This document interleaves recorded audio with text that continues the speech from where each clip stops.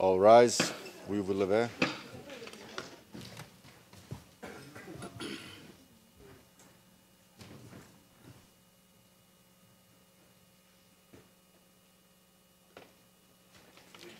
Please be seated.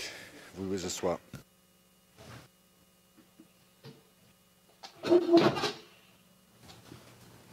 Thank you very much.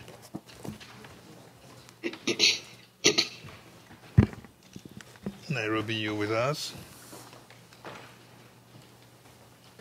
Yes, Mr. President, we're with you. All right. Thank you. Witness 495 is on the stand. It's on the witness seat in Nairobi. Ndio, niko Nairobi.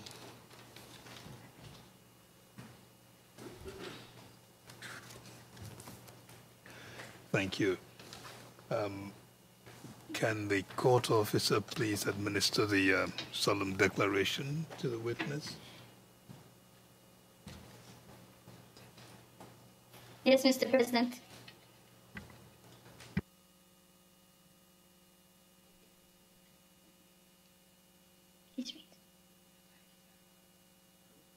Ninatamka kwa dhati ya kwamba nitasema ukweli, ukweli wote, ukweli pekee yake.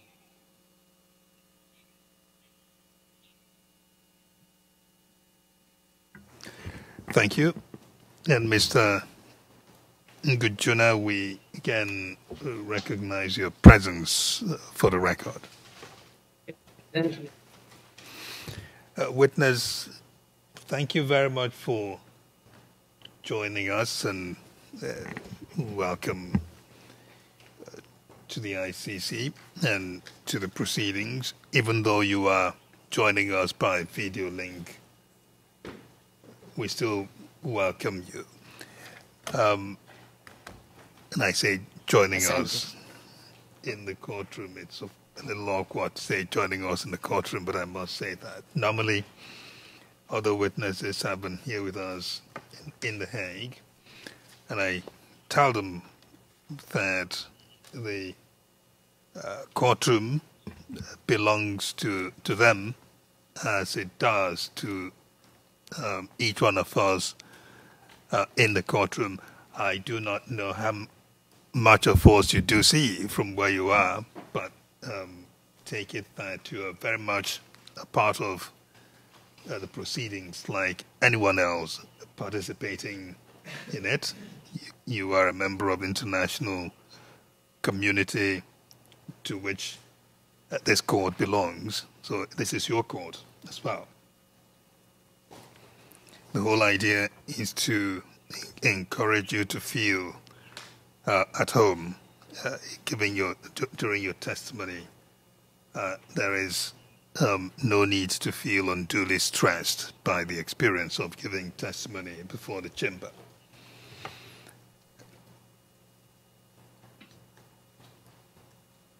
The lawyers on both sides of the case will take their turns in asking you questions, beginning with the prosecution lawyers who required you to attend the court and give testimony.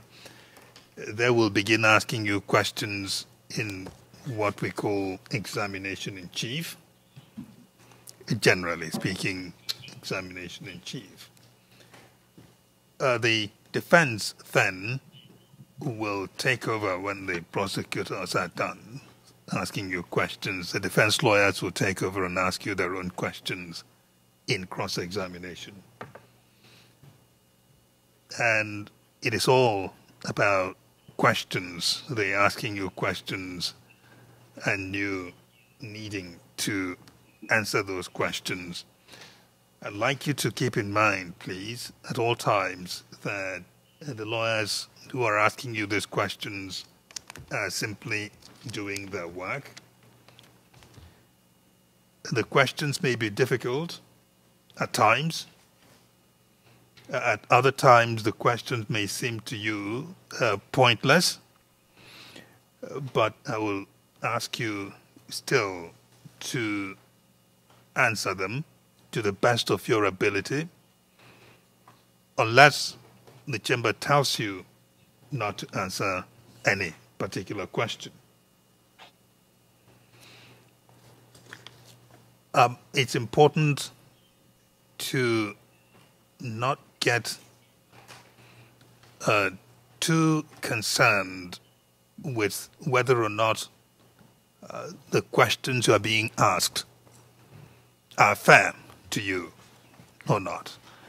We will worry about that. The judges in the courtroom, it is a major part of our work to ensure that witnesses are not treated unfairly because they are sitting down and made themselves available to answer questions.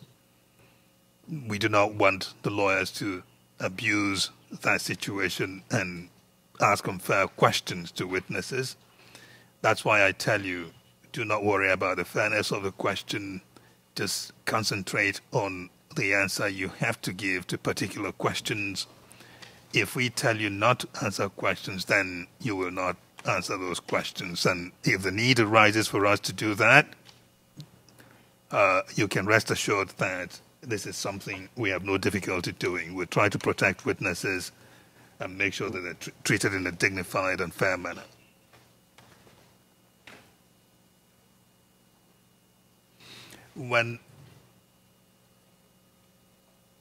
To assist us in doing our work, and also to make it easy for you, it is important that you listen to the question that is being asked at any particular time. Listen to the question one at a time. Make sure you understand the question that has been asked of you. Once you've understood the question, please answer it as directly as possible and to the point, and stop and let the person who asked you the question ask you another one or ask you a follow-up question. Do not try to use the one question you've been asked to tell too many stories that links into every different angle of the story. Answer one question at a time and let the lawyer who asked you the question ask you the next one. Be truthful in your answers to the questions. That is very important. You've already sworn to do that or given your solemn declaration to tell the truth.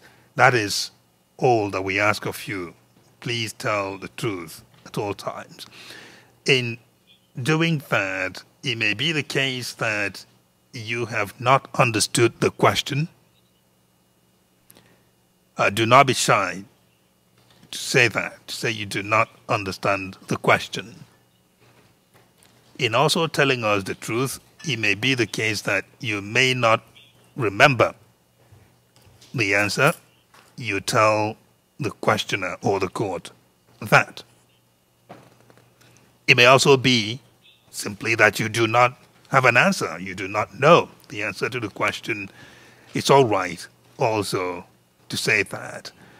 And we leave it to the lawyer to see whether they can try and assist you in remembering or jogging your memory or pointing to you some information that may help you answer the question better.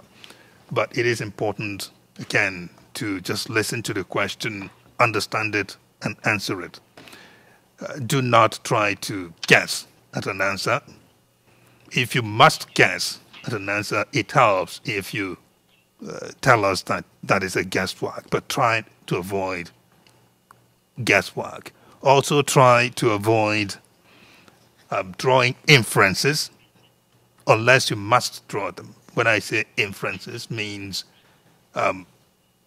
answer something that is not obvious, but you only arrive at it when you put two things or three together. You say, well, if this plus this are there, then the third thing must be right. Then you give us that third thing.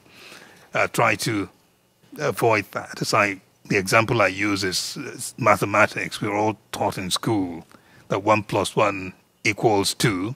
So that 2 equals to is the inference you draw. Try not to give us that. We're more interested in your 1 + 1. And then let the lawyers and the chamber work out the mathematics, whether it equals 2 or not. Now, there is one important aspect of our work, your work now, that I need to draw your attention. When I say your work, it means you've come here to tell us a story, to answer a question. If you've got the answers to the questions, it is important that whatever you tell us, it's rightly understood by everyone, and the record of it is made and kept by the court. To do that, we have a team of court staff who are helping us. They're very much part of the work. Without them, we cannot do this successfully. They are the interpreters and the court reporters.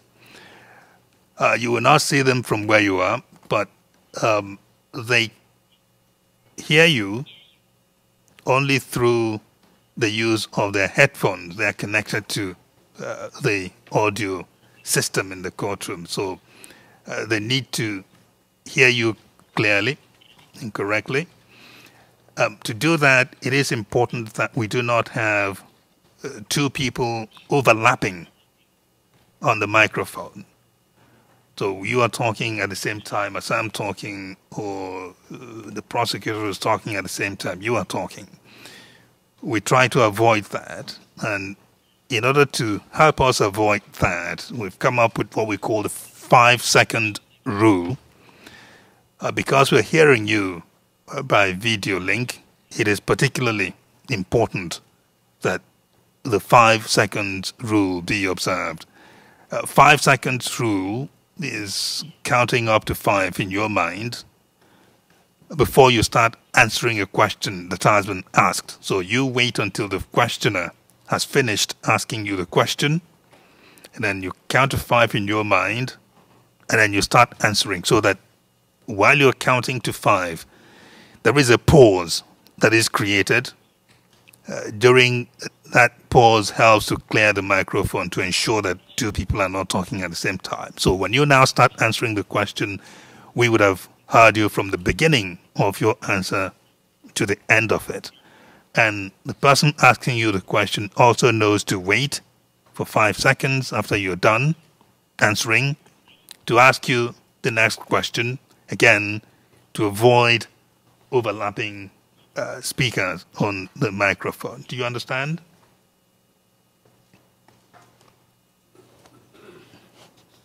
Nakuelewa.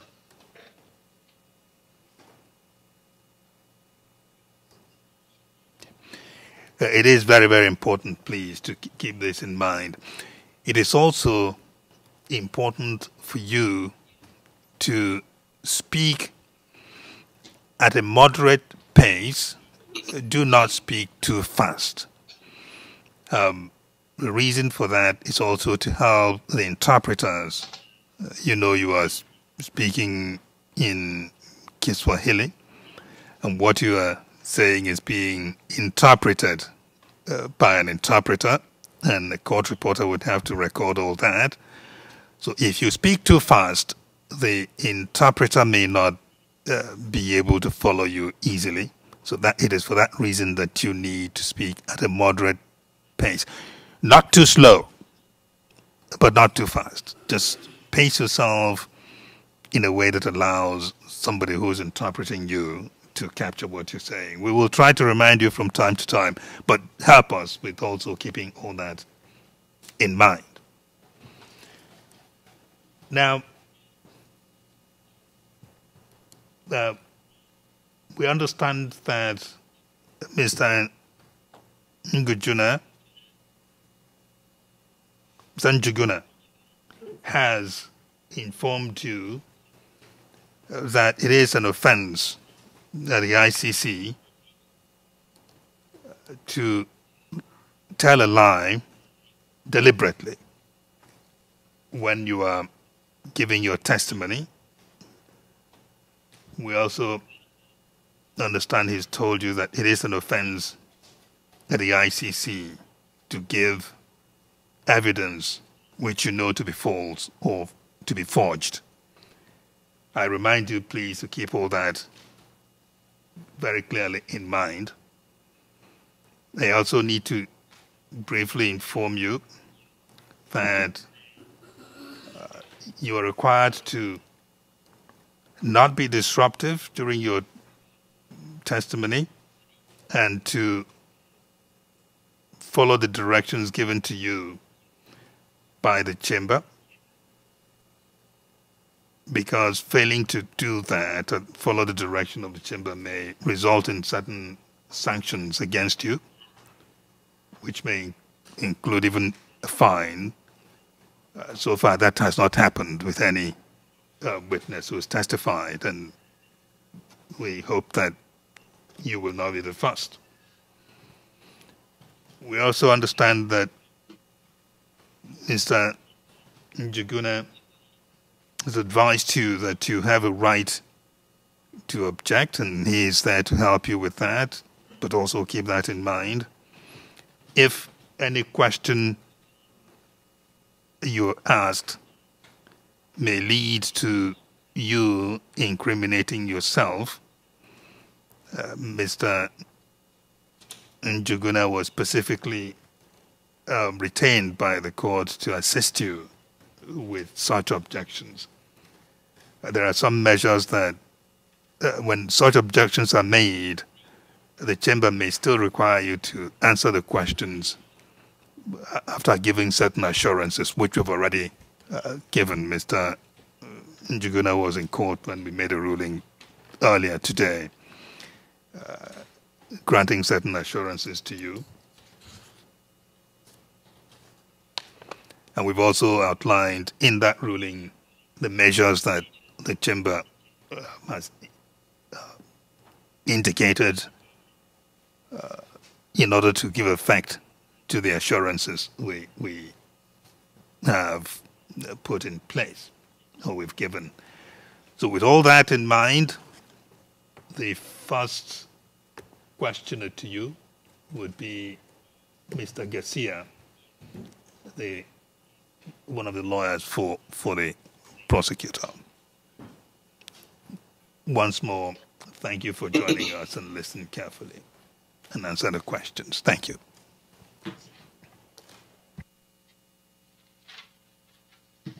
Good afternoon, Your Honors. Just, if I may, before I start my questioning of the witness, one simple observation is that I've noticed that in the several interactions between the witness and the OTP, the witness has expressed himself in English during statement taking and interviews. And I know that, if my recollection is correct, for another previous witness, I understand that there is an interpreter who is present. Maybe it can be suggested to the witness whether he is able, it seems from the material that I have in front of me, that the witness is able to express himself in English, and should he encounter some difficulty along the way with anything that he wishes to express more clearly, there is an interpreter on hand, and we can resort to the interpreter. So I leave that in the court's hands, obviously. That is indeed a good matter to raise. Witness, we note that you...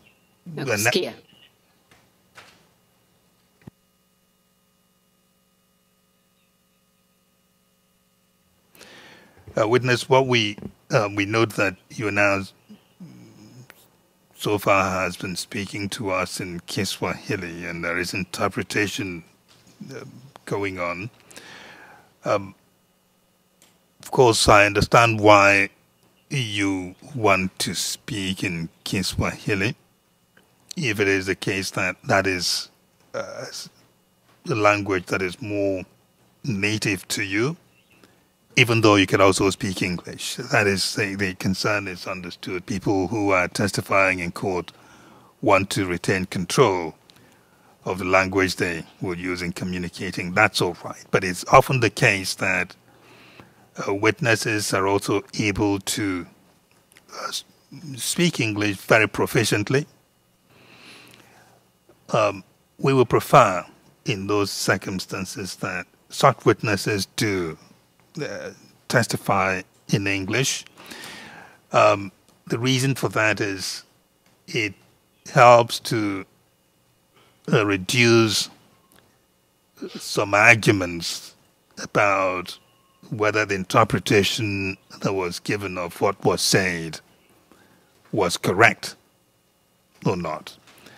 So it is best that the witness starts in English, in this case, and if, as the testimony progressed, if there is a real need from time to time for the witness to express themselves in Kiswahili, we will accommodate that. Do you understand?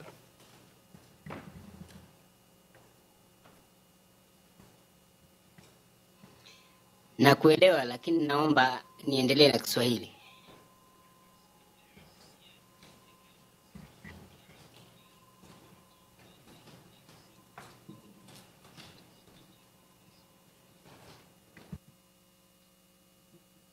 Mr. President, I had hoped to say something before the witness could respond, to the effect that we would, on our part as the defense, particularly Mr. Sang's defense, we would be happy that the witness tries to speak in English, and if it becomes difficult, we can refer back to Kiswahili. That's what I'd wish to say.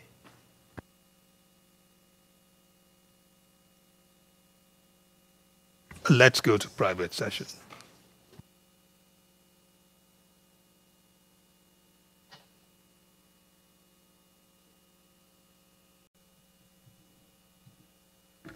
We're in open session, Mr. President, and I take this opportunity to remind the prosecution to be careful with his PIS. Thank you, Court Officer.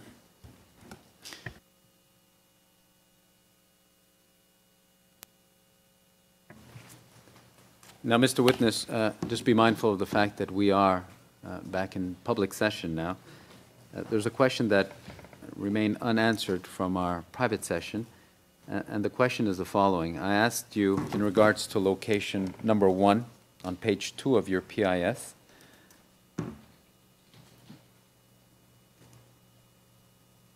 Whether you can tell us what was the predominant ethnic group at location number 1 during the elections and post-election violence time. Kalenjins. Were there any other ethnic groups residing in location number 1 at that time? Yes. Which ones? There were Luos, Kikuyus, and Kikuyus, and even Luyas.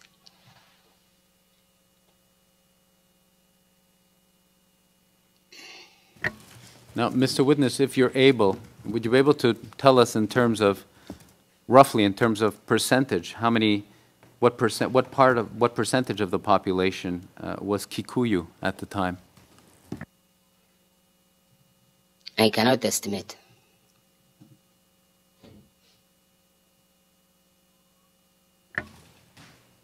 Let me ask you this. Would you say that it was more or less than 10% of the population? I say I cannot be able to estimate.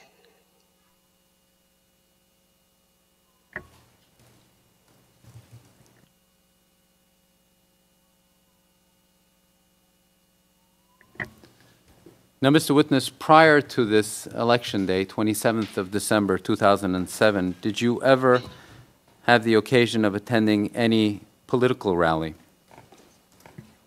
No.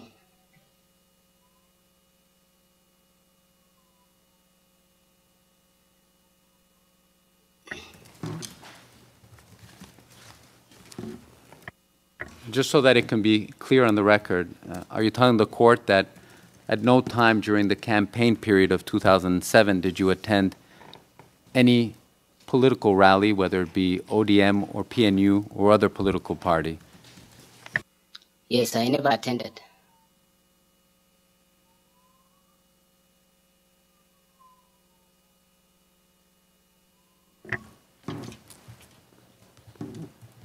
And Mr. Witness, did you ever attend any meeting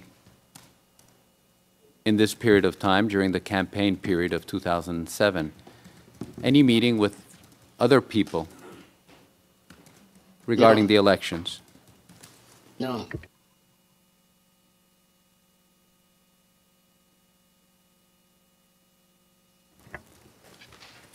And as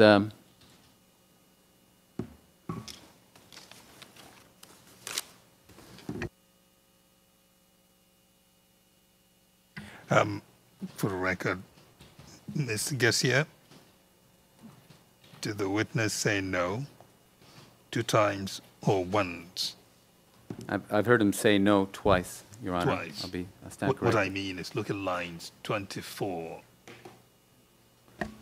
that crosses over to line 2 on the second page.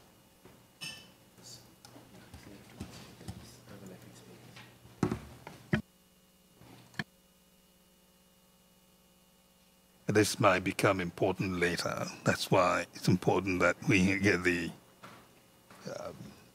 I heard the witness say no only once to your last question, so I did not hear him say no and no before you finished the question.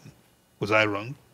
Your Honor, I'll ask the question again so we can be sure and it can be clear on the record. There'll be no. No, it's not about him having said no to the question. It's whether he interrupted you before you finished to say no and repeated the no after you finished. I only heard him say no once after you finished. That was the same for me, Your Honor. right. I've only heard him say once a no. I didn't Thank hear you. 2 no's. So let's leave it at that and proceed.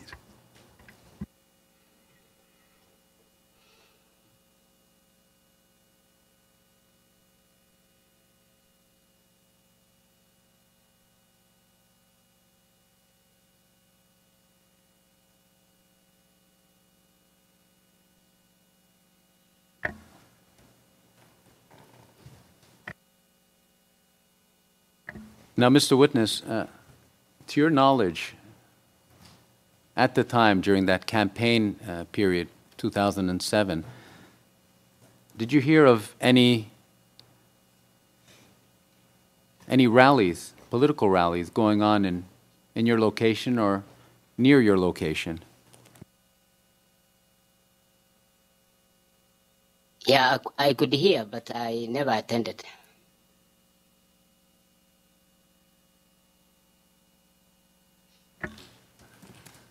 And can you tell the court where exactly you heard that these rallies had been held during the campaign period?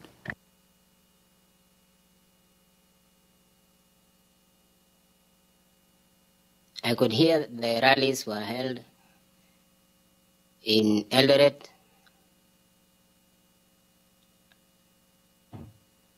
in Nairobi, and other parts of the country. Now let's just go with what you heard regarding a rally having occurred in Eldoret. Do you remember in what month, what date this rally would have been held? No.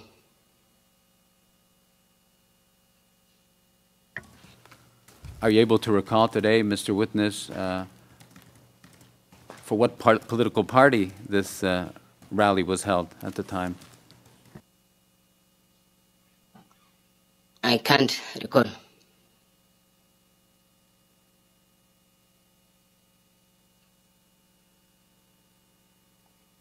Do you recall, Mr. Witness, whether you gave the prosecution this type of information regarding a rally when you met with them initially? Pardon? Do you recall, Mr. Witness, whether you ever spoke to the prosecution about a rally in Eldoret?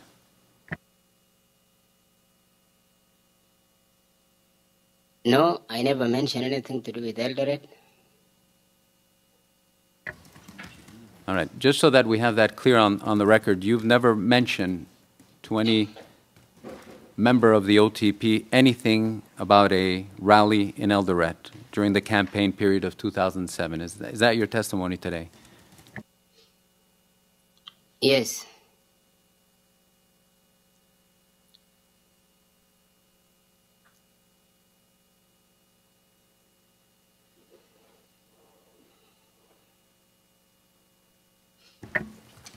Now, Mr. Witness, do you remember today, while you're testifying, having attended any meetings, political meetings,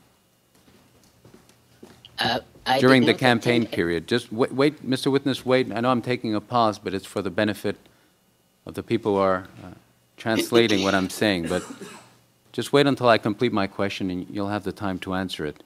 Do you remember having attended any meeting, any political meeting in your region or nearby your region during the 2007 campaign?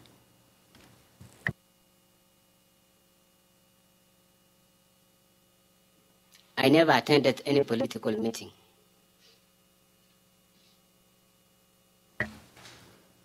Now, during that same period, during 2007 campaign period, prior to the elections, did you ever attend any meeting where there would have been talk about the elections?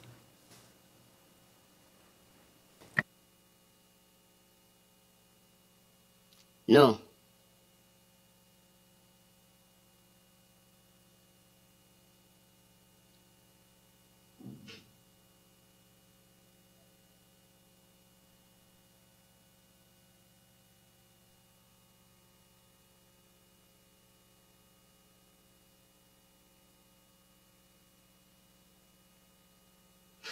Could we possibly go into private session, Your Honor, for a couple of minutes? Private session.